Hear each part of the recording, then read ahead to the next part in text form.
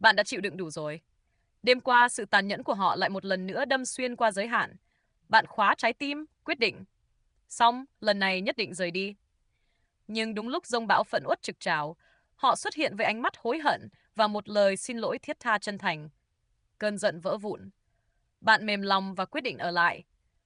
Thế nhưng chỉ vài tuần sau, kịch bản rách nát đó tái diễn không lệch một dấu phẩy.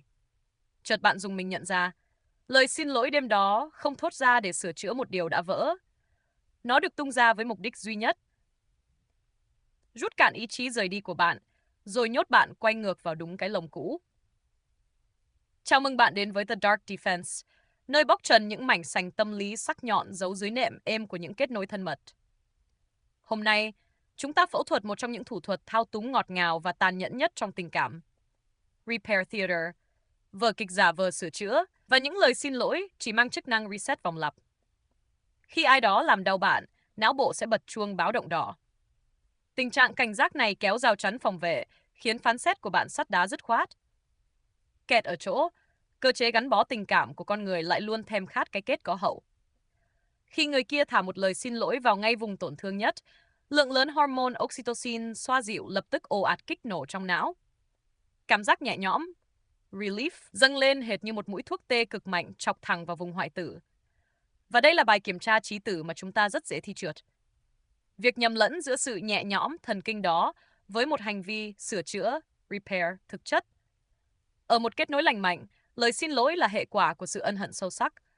Nó bắt buộc phải đi kèm một bản đồ thay đổi hành vi thực chất, gánh vác trọn vẹn trách nhiệm để vết thương đó không bao giờ bị cày xới lần thứ hai. Nhược bằng trong một quan hệ độc hại, lời xin lỗi biến thành một thao tác Ctrl-Z để xóa sổ trạng thái giận dữ của bạn.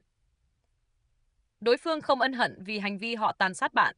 Họ chỉ đang ra đòn kiểm soát thiệt hại khi thấy con mồi sắp tuột khỏi tay. Lời xin lỗi bây giờ chỉ còn là nút reset cảm xúc. Một bản vá lỗi tạm thời để bộ máy cấu trúc thao túng có thể tiếp tục vận hành trơn tru sang chu kỳ vắt kiệt tiếp theo.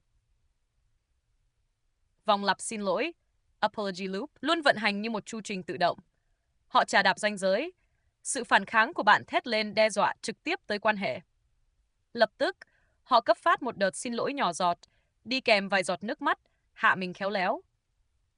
Lần nào bạn cũng buông vũ khí, đón nhận cái cảm giác giải tỏa đó và lầm tưởng mọi thứ đã quay về vạch xuất phát bình yên. Nhưng kịch bản lặp lại đủ dày sẽ biến bạn thành một con nghiện an ủi. Bạn cắn răng chịu đau ruột gan 9 phần chỉ để lẹt đẹt đổi lấy duy nhất một khoảnh khắc được xoa dịu ở phút cuối.